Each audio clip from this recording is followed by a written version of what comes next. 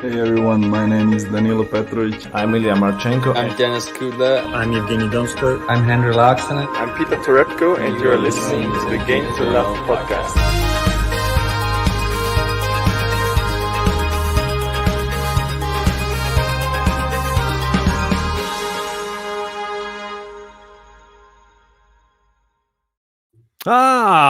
Good evening, tennis fans. Here we are. It's a bit of a late night one, this one, isn't it?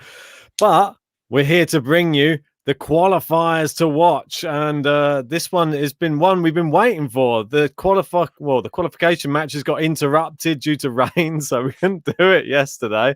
So now we're bringing it to you today. And there's some crackers in there, JG. Let me tell you, I'm excited to go through them. How you doing anyway? You all right? Yeah, very good, mate. Obviously, we've got the qualifiers on the men's and the women's. We're going to start with the men's. And there is some very, very good names.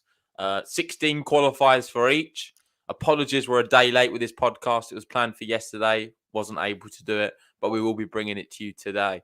And just looking down the list of names, I know you've seen where they are in the draw. I have looked a little bit, but I've had a bit of a frantic day, so I'm looking forward to do it on the podcast. But just looking at some of the names who have qualified, we've got Trungaletti, Gojoric, terrible pronunciation, Eubanks, Majorazak, Oskarotti, Van der Zandslup, Donskoy, obviously someone we've had on the podcast. Well done to him. Go on, Quentin Hells, Martara, Holger Rune, the informed man, Krezi, Molkan, Huang, Laaksonen, another podcast guest. Go on, Henry. Karlovic and Chemical, one of my favourites. So we've got some good players who have qualified. Where do you want to start? Who's your number one out of all of these men's qualifiers to watch? I know usually we both pick 3 each. I think we're going to do it a little bit different. Maybe we're going to come up with 3 together for each of them. Yeah, I think so. And I'm going to let you go first with your number one qualifier to watch. Well, I think it's a bit different because the way that we've done some of these other qualifiers to watch was normally during the last round of qualifying. They qualified and then they had quite favourable draws, or they had a not too bad draw. I had a list of players that I was going to bring up, but it looks like their draws aren't particularly great. But I still think these are qualifiers to watch. 2 of them. My first one's going to be Holger Rune. And it just, unfortunately, he's been pitted against Novak Djokovic in the first round. But I think this is an exciting opportunity for this young player who's coming into this Grand Slam in really good form. And Novak Djokovic, I mean, I don't think anybody would want that as their first round match, Novak Djokovic. It's not a nice one. But I think Holger Rune, he's been in exceptional form in recent weeks, and I'm actually excited to see like when players are young, they don't have that sort of the nerves aren't there. He might come onto court, he might play free. Remember Jack Draper in Wimbledon? They come on, they play more freely. You see them maybe even take a set off Novak Djokovic early on. I think it could be quite an exciting match, this one, just because Djokovic hasn't had any warm-up tournaments. Yeah. So, exciting, but I don't know. What do you see, Holger Rune? Do you see him troubling him or not? Well, I'm looking down the list. I don't know if you've got anything up on the screen. I'm not on StreamYard. No, you don't. Maybe you should get something up just to support what we're talking about, because Holger Rune's in the form of his life. I can bring it up if you want. Yeah. Do you want me to bring up his recent stuff? Sorry to interrupt. I think so. Yeah. Bring up whatever you want. Bring up something for Holger Rune because he deserves it. He's been winning everything, it seems. I know he lost in Kitzbühel, I believe, to Rinderknecht. It was a very close one. You've got since then, he's just been on the clay courts, smashing it up and playing so well. He's then transformed onto the hard courts. Wasn't sure if he could do it. Beat Lacko, Kruger, and then Mats Morang. And Mats Morang's been playing very well. So, Holger Rune, as much as people are saying this is really unlucky for him to be playing against Djokovic, if you're going to beat him, it's going to be first round or second round. I think that's when he can be sometimes most frail and beatable. Yeah. It's going to be a massive ask. I don't think he's going to really trouble him. But if he is able to beat Novak Djokovic first round, he's going to go down as a legend. He'll have some crazy status. And what I look at it is a great opportunity for Holger Rune to announce himself on the world stage. I think he'll be very happy if he's able to even take a set. I think Djokovic is just that much better than everyone right now. But who's to say he can't do something special? I think Djokovic is going to be a bit wary, to say the least. He obviously played Jack Draper at Wimbledon, dropped a set there. Musetti. A few of these young guys, he's been dropping them.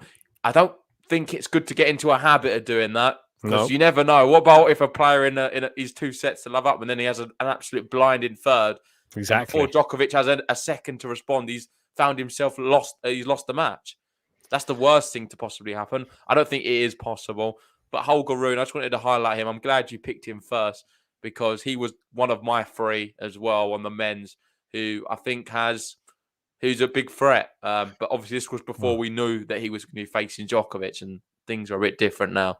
Well, he's come off the back of 2 tournament wins and he's come straight into this US Open qualification. Even though the wins were on clay courts, he has come off the back of those and he's done well on the hard courts. And like you were saying, Lucas Lacko, no schmuck on the hard courts. Mitchell Kruger as well. That's probably more notable because he is an American player playing at home and he did away with him handily, 6-4, 6-1. Yeah. Meringue, people might look at this and think, well, Meringue's not all that. You'll be shocked because Meringue, I didn't think he was going to be doing that well. He beat Chris O'Connell very convincingly, and that was one person I had probably as one of my favorites to be into the main draw. He breadsticked him in the second set. So sorry to see Chris go out. Obviously, 126 in the world. Meringue only 239 in the world. But Meringue's hot and cold, though. He's a good player in spells. He can have a great match and a terrible match. But Holger Rune, a little bit more consistent. Yeah. I think he's going to be breaking the top 100 very soon. Oh, for sure. Maybe at the US Open, but I think it's going to be a big ask because he's going to have to get through, as we've just said, Novak Djokovic. I just want to go shout out to people in the chat. We've got Kathy here, one of our patrons. How are we doing, Kathy? Hey, how you doing? And she's asking, are we doing just men qualifiers? No, we'll be touching on the women's after this. We've obviously got some Raducanu hype, as always. But our second one, seeing as you went for the first, I'm going to go for the second. Go for it. And I think it picks itself. If this wasn't your number 1, then it's got to be number 2, and that's Ivo Karlovic. Well, exactly, it was. The Serbian beast. I don't know how to really explain him. One of the oldest men on tour still playing. 42. How old? 42, is he? Yeah, 42 years old. Yeah. 42 years young, let's call him. Ivo. And it's going to be a bit of a sad one as well because this is his last tournament. Well, what a send-off and what a first match that he has in this tournament. He's playing Andrei Rublev in the first round. Not the type of person you want to be pitted up against, is it, if you're Andrei Rublev?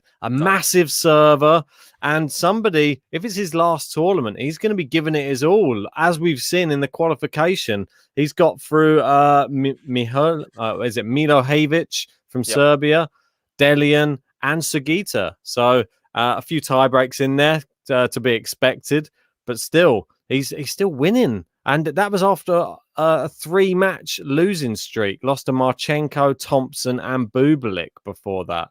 So, come on, Ivo. We want to see one last big push from you. Can you test Andrei Rublev? What do you reckon?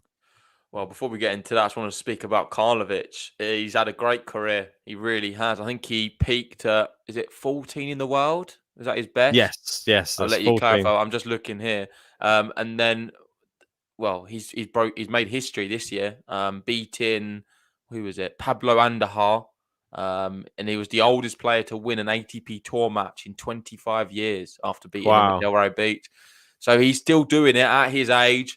And right now against Rublev is going to be quaking. The reason being, he can't deal with big servers. We've seen recently he lost to John Isner twice, I believe. He lost to Struff recently, didn't he? Another big server. And he hates playing against Zverev. He doesn't do well against big servers. We've seen it on the podcast the other day when we covered it in Cincinnati.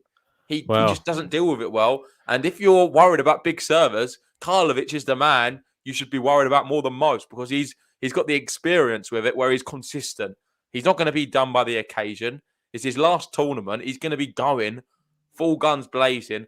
And I'm not sure what the odds are going to be for it, but I think the money's got to be Karlovic to take at least a set. You probably get good money on it, and I can't see how he doesn't take a set, personally. Rublev's not going to whitewash him. People could even say Karlovic beats him. That's a tall order. I think it's a bit disrespectful onto Andrei Rublev, if I'm honest. This is the guy who just... Disrespectful to Andrei Rublev. It's disrespectful to Karlovic. What's Rublev done in a Grand Slam for you to be considering him as a big threat? No, but I mean, this is first round, and this is Rublev who just made it to the final of a Masters. I think we got to give him a little bit more credit than that. I think that we could have some close sets. There's just part of me that thinks that he just doesn't have the ground game to trouble Andrei Rublev. The forehand's going to be too powerful. Can he get it away from Rublev's forehand is the question. If he can't, it's going to be a short day at the office, I think, for Karlovic. I'm hoping he can test Rublev a little bit, and I'm hoping we see a bigger last hurrah from him, but I'm not so sure. But I'm just excited for the spectacle of seeing Ivo Karlovic there in the US Open once more and playing, well, one of the top 10 players in the world. Yeah. It's going to be exciting because Rublev, sometimes a bit of a slow starter. Karlovic might catch him cold. You never know. Not catch a cold. It's crazy. Looking at the stats here for Karlovic over the years, was playing in 1998. It goes back so far. It's more than 1999, to be fair. And just looking, all the slams, he's not had an amazing career. He has for longevity purposes, but he's not come close in any of them. Quarterfinals. The best ever were quarterfinal at Wimbledon in 2009. Aside from that, it's a few second rounds, third rounds. Was doing quite well, really, sort of after 2014. He had a nice little spell there of a few rounds. 2021 not started well at all. Wasn't at in Australia, wasn't at Roland Garros, and didn't even get out of the first qualifying round. But the US Open, one big final hurrah from him. He's qualified. He's going to be in round one against Rublev. Can he do it? I really hope so. Let's sing his praises a bit. It's better than the clay one, than Roland Garros. So at least he's doing it, and at the US Open, he's got more of a chance. Let's try and sing his praises a little bit while we're here, because he does have some very good stats on his record, and some that probably some of you aren't aware of. He has one win over Roger Federer. Not many people can say that, can they? 4 wins over Leighton Hewitt, only to 2 losses. I mean, Roger Federer beat him 13 times, so we're not going to go too crazy on that one. Andy Roddick he beat as well, lost 5 times though. Marat Safin, he had a winning record against him. 2 wins, 1 loss. And look who he has a winning record against. Novak Djokovic. 2 wins to 1 loss against Novak Djokovic. Can you believe it? Big Evo. Yeah. So he has a winning record against the current world number 1 at the moment. So he's got to have some respect thrown on his name. Obviously there is. Look at that. The sport in the 70s. Gotta love Evo. I hope that it all goes well for him. He's had a fantastic career, and he's definitely a name no one will forget. That's for sure. Yeah, for sure. Moving on to the third one on the men's before we touch on the women's. I'm torn on this last one, so I'm going to let you help me decide. And I think it's going to be dependent on the draw. So maybe we can get the draw up and we'll have a look where some of these qualifiers are placed. Is there any fascinating players who have been drawn? The names I would want to shortlist, I'll give you now, is Maxime Cressy in America. Okay. I think he can be dangerous. That's nice. Van der Zandschulp. I'm not going to pick Donskoy. Sorry, Donskoy. And the last one was Molcan. Yeah, I think it's them 3. And does any of them have any fascinating draws we can talk about? Well, I think the last one on the list, I know that was the one that you sort of said to me when we were sort of preparing. You said Molcan, top of the list for you.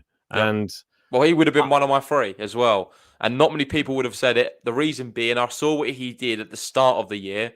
I believe it might have been on the clay courts against Djokovic before Roland Garros. Did he play him in a final? And I know he lost. Yeah. He had a in great Belgrade. tournament, knocking out some top players. And you can see there he's going to be pitted up against another qualifier. You'd fancy him to beat at Semikel, if I'm honest. I know I like Kem as well, but I think Molcan's got a little bit more quality. And then to play either of the Americans, Isner or Nakashima. Who's to say Molcan can't be one of them bracket killers this tournament? I think he's class, and he's on a bit of a winning streak as well. Let me see if I can bring it up, unless you've got it there. I can bring it up, mate. Don't worry about that. No worries. Oh, yeah. So let me just come out of this screen. I'll bring up another one just for you guys. Molcan, here we go. He's 138 in the world. And some of the wins we've seen recently, he beat Kola straight sets, Kopijans, Elias. I don't think it was the toughest of qualifications for him. But prior to that, beating Mahak in straight sets. I think he's an awesome player. Well, look at the scores. In Czech Republic is just crazy. It's just he's been whitewashing people. He's not a challenger player anymore, obviously. No, based on the semi-finals and the finals in the challenger, he's dropped 2 games in 2 matches, which is ridiculous. How many breadsticks has he dished out there? How many baked goods has he dished out in that tournament? 1, 2, 3, 4, 5, 6 baked goods in in 5 matches. That's good going. And I think, Kamil Madrazak, no surprise. Camille's in the draw as well. He's another good player as well. I'm not sure if he's on the same level as Molcan, though. Molcan's been a sort of a surprise package this year. He's come out of nowhere. He's flying. He's going to be a top 100 player soon as well. Add him to the list. I'm a big fan of him, as you can see. Maybe not someone people talk about a lot, but I had to bring him up on this podcast because he was one of my 3. And I want to sing his praises because I think he's quality. Just looking back to that Belgrade tournament, the Djokovic Open, some of us was calling it. He beat Del Bonis in that tournament, and Del Bonis wasn't losing to anyone on clay. He beat Verdasco, Christian, Medjovic. Look at the other and then scores since there. then, he's beaten Delian, Mega. Look at the scores again, though. In that tournament.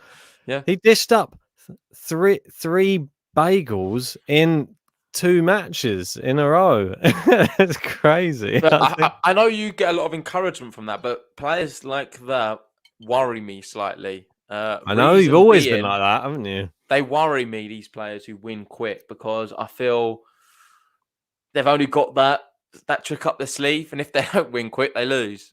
So if anyone can sort of trouble them a little bit and get them to the business end and really put a spanner in the works and be very resilient, getting shots back what they necessarily shouldn't be getting back, a lot of the times the cards just sort of fall. And that's a big worry for Molcan. I want to see a bit more endurance and grit and determination from him. But looking at his last match, maybe we did see some of that against Elias. You can see there, 8-6 in a tiebreak, he fought back. He really did. After losing that second set, many times his head drops. Faced match points as well in the tiebreak. 2 match points saved, and then took his only match point in the final set tiebreak. So showed resolve. Yeah, we've got Almino here saying this is hardcore. He loses to Isner or Nakashima second round easy. Quite possibly, but I just want to highlight it now because I think I wouldn't be massively shocked if Nakashima beats Isner and Molcan beats Nakashima. There's just a bit of an outsider, a bit of a wild one. Just watch out for our man, Alex Molcan. So our 3 qualifiers we spoke about for people just joining us, to clarify, were number 1, you had Holger Rune. Number 2, Ivo Karlovic. And 3 was Molcan. But the first 2 are playing top 10 players. It's really difficult, but they're just players that you should watch. These are just players. I'm not going to say they're going far. I'm just saying you should watch these players. Ivo, last tournament ever, deserves to be watched against Rublev. And Holger Rune, he's just in hot form, and he's one of the best youngsters on tour, playing against Novak Djokovic, who hasn't done any warm-up tournaments. So could be exciting. And then obviously Molcan's just been having a bit of a stormer in the past few months. So who knows? He could be He could be the next big. He could be the next Karatsev. Who knows? We I just never want to give a know. notable mention to Laxinen. I think he's got Yeah, this for wrong. sure. And Krezi as well. Laxinen and Krezi are two, which will feel a bit hard done by not being in there, but we could only pick three. I Laxinen think for sure. They both can be very dangerous. I think Krezi, in America, mate, he seems to just always be in these qualifications, and he just always finds a way to qualify. I think maybe in the third round of Wimbledon, but I like him. I love his energy, and he can be super dangerous too. Yeah, I totally agree. Maybe we should move on to the women's side so that we can have a look at that. I'm just going to bring up the draw on my side so I can have a little look. Well, I think there's no secrets really in where we're going to start. Exactly. I'll ask you the question, but who is your number one qualifier to watch? I feel like we're going to have the same one here. Yes, we are definitely going to have the same one. And I don't know if you're as excited as I have been in the past few days, but I know we've been texting each other like mad back and forth as the results have been coming in, sort of trying to catch as much as possible. It is Emma Raducanu. Look how she's qualified, beating Bibiane Schoofs, one of the podcast guests, friend of the podcast. Sad to see Schoofs out, but Raducanu made short work of her. Then Bolkvadze, 6-3-7-5. And then Sharif, who I thought this was going to be a real tough matchup for. A big, hard-hitting Definitely. She's one of the highest seed qualifiers. She's the fourth seeded qualifier. And just on that, before we do all the Raducanu hype, I just want to mention all of the names who did qualify, like we did for the men's. Sure. We've got Anna Cunha, Smilova, Parizes Diaz, Raducanu, of course, Buxa, Marino, Ruse, Katie Bolter, Grammatakapoulou, Sharma, Pliskova, Harriet Dart, Danilovic, Galfi, Mazarova, Loeb. Or Loeb. Nice. Yeah, I know. I'm always a bit... it's a bit of a mouthful, them names, but there is some what I do like the look of. I really do.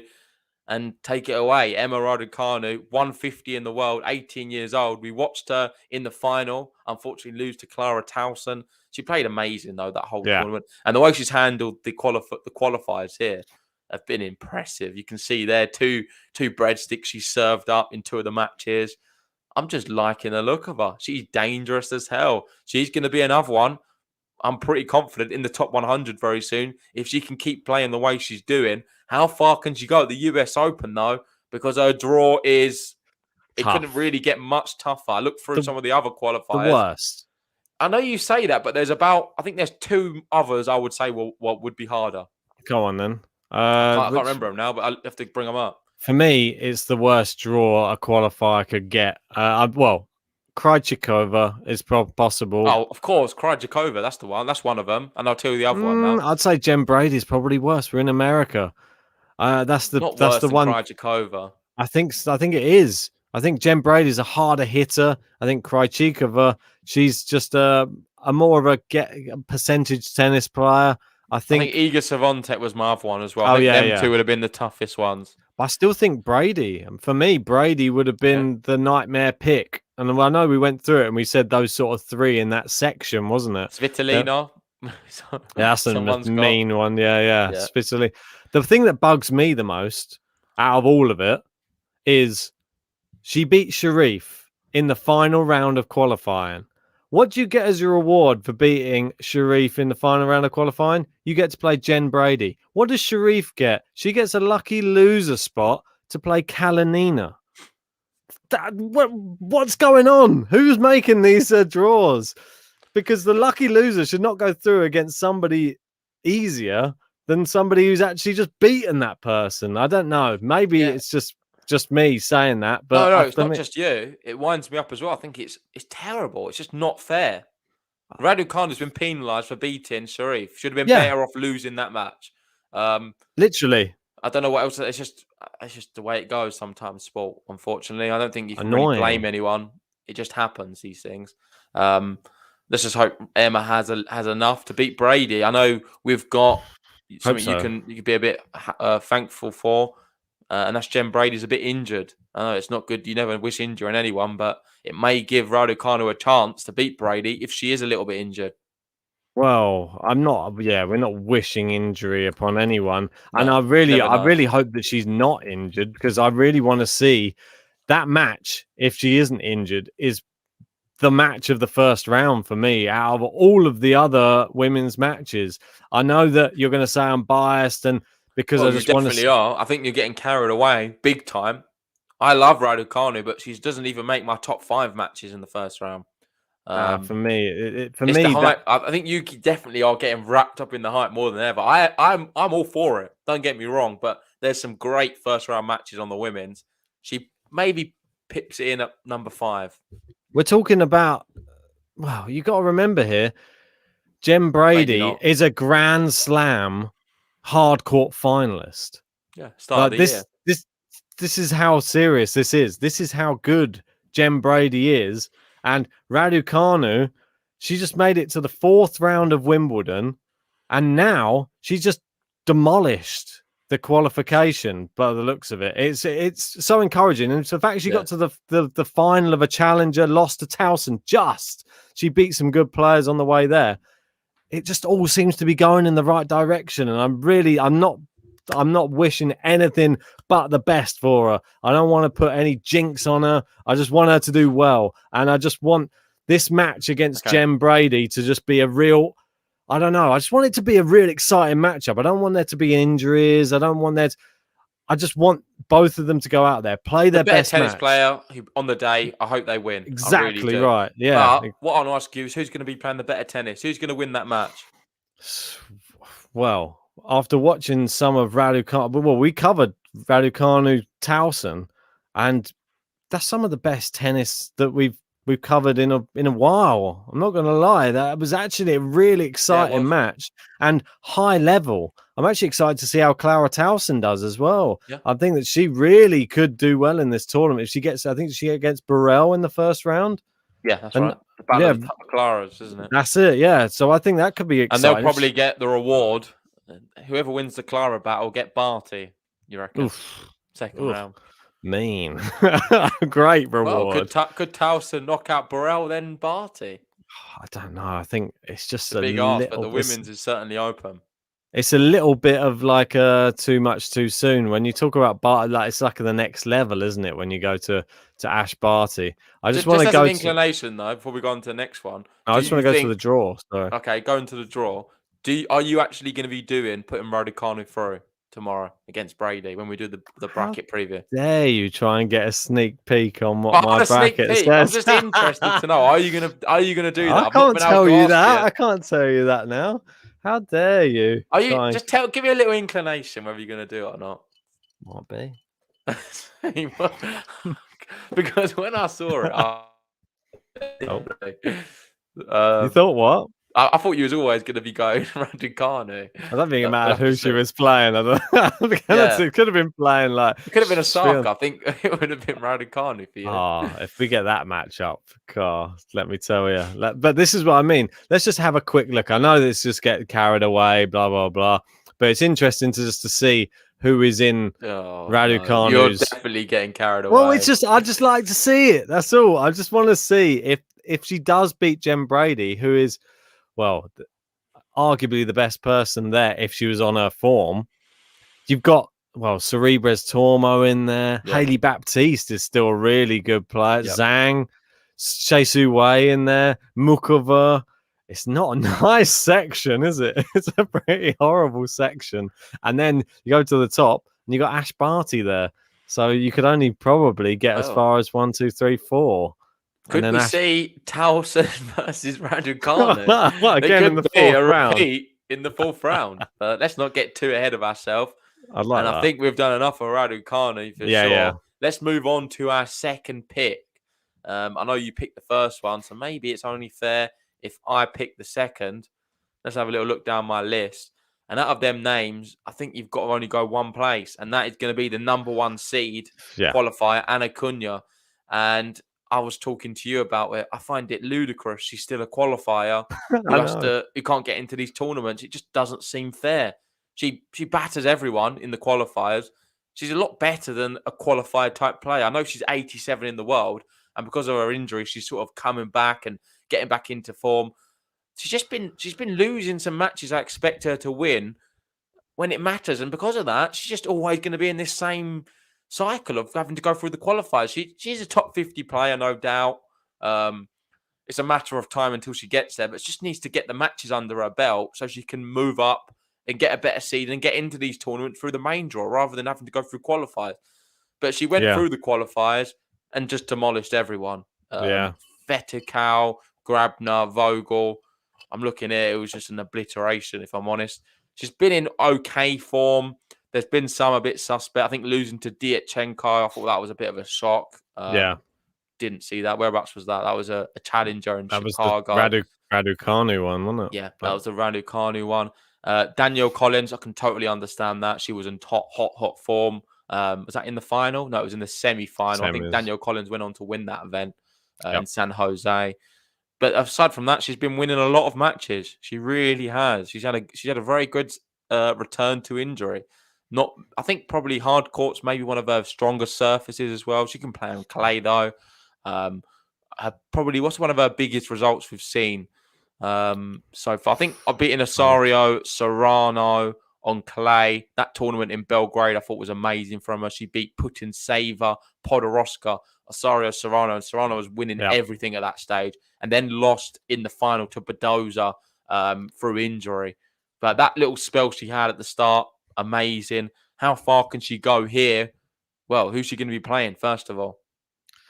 Well, exactly right, mate. It's very exciting just to see Cunha in good form going into a tournament, and especially as she had that injury as well. I was a bit worried. Obviously, she dropped out to Badoza in that one. It's not the easiest. Yeah, it's not the easiest first round draw. Yeah, that's what I was going to say. Leylah Fernandez is somebody who's on the come up. Leylah Fernandez, a dangerous young Canadian player. So that one, I wouldn't say it's written in stone that Cunha gets out of that match, to be honest, unscathed, because Fernandez is going to be, well, I think she's looking good at the moment. She's one of those players that I always shy towards as well. I know it's a bit bad to just, it's not favoritism, but it's just when you've got just when you've got the youth of tennis coming through, I'm really trying to push for it. She had some results recently. Cincinnati qualifications, she beat Begu. She beat Ruse quite convincingly. She bageled Ruse 2-love. Went out to Risk in the first round though. She got beaten by Krejcikova in the Olympics. Beat Yastremska though. That's what I mean. It's a little bit up and down though, her form. She can play well. About Leylah Fernandez? Yeah. Yeah, I'm not been that encouraged by her this year. She's a quality player. I think she's going to still need some development. It's not been a breakthrough year for her at all. I think Anna Cunha could well beat her. And if she does, she could be playing Putin-Sava, someone she's obliterated earlier on in this year. So you never know. Anna Cunha, she's the number one seed. She's got blitzed through qualifying. And she could go through a few rounds here until she potentially faces off with a Naomi Osaka. So she could have a great tournament, Cunha, and one to watch, no doubt about it. She definitely is. It was the first two sort of picked themselves for our ones to watch. Yeah. The next one, I don't know. I'm sort of torn a little bit on my next one. I don't know if you've got a different person to me. Well, I feel like we may be picking the same person, but I'll give you a few options who you can pick from, and I think I know who you're going to go for. I think it's the one you're edging towards, Paris as Diaz. Got to have a mention. I think Marino is another one, and maybe either Katie Bolter or Asprey Sama. Katie Bolter, mate. I think that's the name. Well, you're going to pick her over Paris Diaz? I would go more for Paris Diaz. I'm more for. I just like the fact that the people that she's beaten in the qualifying as well. She beat Diatchenko. She beat Krukova as well. Two decent players in the qualifying, so she hasn't had it easy. She took Sabalenka to 3 sets. Remember recently, she's been playing well, didn't she? She took Osaka close as well, didn't she? Not so long ago. So she's a strange one, really, when you think about Katie Bolter, because on her day, she can actually mix it with the best in the world. So You just wait, don't is it see official? She's going to be our third pick. No, it's not official. I mean, Okay. I said to you before the tournament, I like Paris Diaz. I don't know why. Because we need to agree on our third. We've had our three for the men. The first two picked itself. The third one for the women's is going to For be me, tough. I'll let Paris. you pick who you want to pick. I've just Well- said some names who I like. Well, for me, I'm going to go with Nuria. This is a bit weird because she's 30 years old. She's just come into some really good form this year. It's Nuria Paria. I'll say it right. Parisas Diaz is her name. And I've just been excited. I mean, I've sent you some of her form like a couple of weeks ago. And I just think what she's been doing, she's qualified so easily as well, as you can see here. And if we go back down some of her form, obviously she lost to Anisimova there in that match, but Anisimova, really good player on the hard courts. You see there, she won a tournament, an ITF. I know people will say it's only an ITF. Raducanu sort of dropped out of that match, unfortunately. Who knows how that match might have gone. She beat Min, Loeb, Kawa, and Minen in that tournament. But let's go back down to some more of her form, though, because there has been even more form from Paris Diaz. Let's look down. Look how much green there is on her form. That's what I'm sort of alluding to here. The thing what people are going to say is she's not playing the highest caliber of players. She's 30 years old, like you said, a bit of a late bloomer, a bit of an Aslan Karatsev style player who's come into form later on. And she's at her career high right now of 94 in the world. She's never reached that high. How far can she go? Well, let's see, because she's more of a clay courter, let's be honest. I prefer on the clay from what I've seen. But she's not done too bad here at the US Open. It's the first time she's ever got into a Grand Slam as well. Furthest she's ever got before, all this year. And that's the third qualifier. If I'm honest, I can't really say I know too much about her up until recently. She's a name who sort of just sprung on the scenes. I'm not sure if she was even playing much on the tour. I can't find too much either. So it just seems like she's been here. Maybe she had an injury. She was out for a few years. It looked like a whole career of ITFs, if I'm honest. Yeah. But recently, come back and playing amazing. Yeah, definitely. She's been on the tour since 2011, by the looks of it, based upon her since she's been getting into the finals.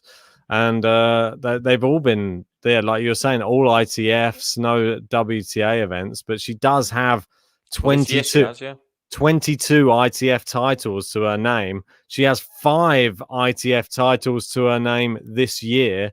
And her last 8 finals she has won. And that is very impressive, really. And not the worst people that she's playing in these finals. She's played Anna Fritzum, Kaglia Bukakci, and Greet Minen as well. There's just a few of the names that she has beaten. I just think it's exciting when these players are slightly older and they suddenly have a run of form.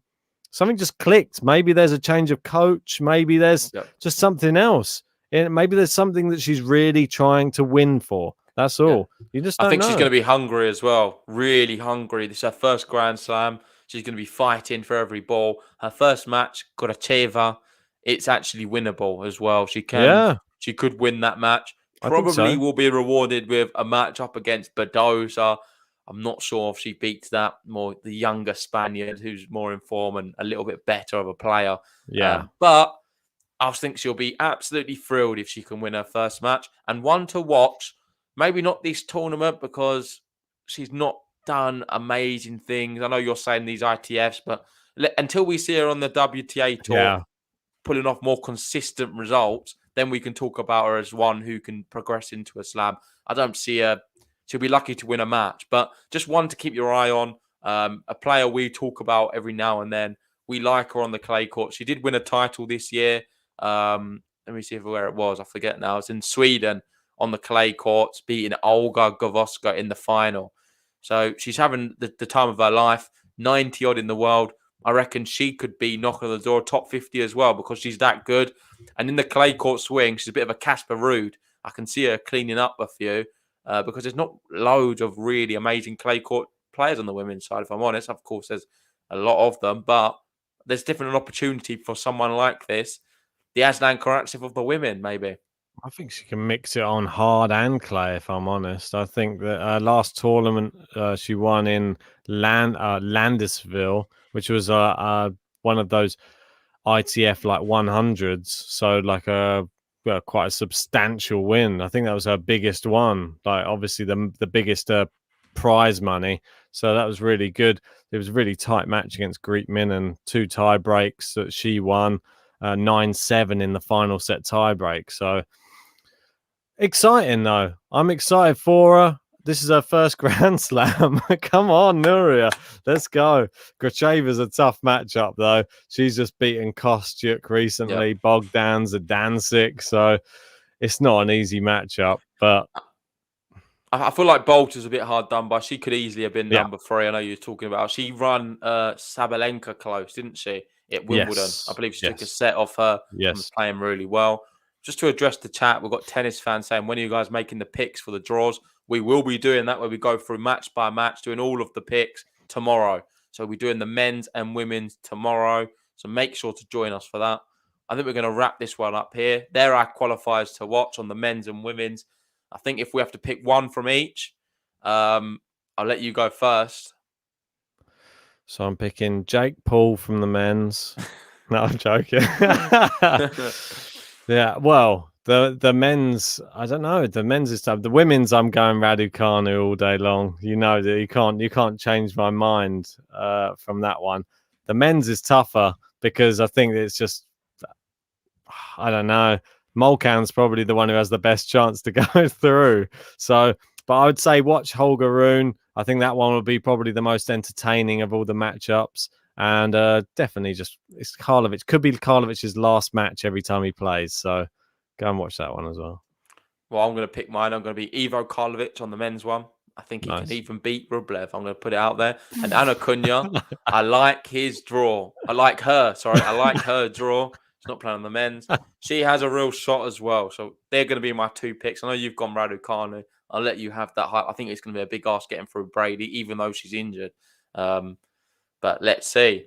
We've got obviously US Open action coming thick and fast. We'll hopefully do some watch-alongs when we can. But for now, we'll love you and leave you and talk to you very soon. Yeah. Before we go, Jake Paul or Tyron Woodley, JG? Come on, give us your pick. Well, I'm quite excited for that match. I think we've got it. What's it? It's not tonight, is it? It's the Tomorrow next day. Night, yeah.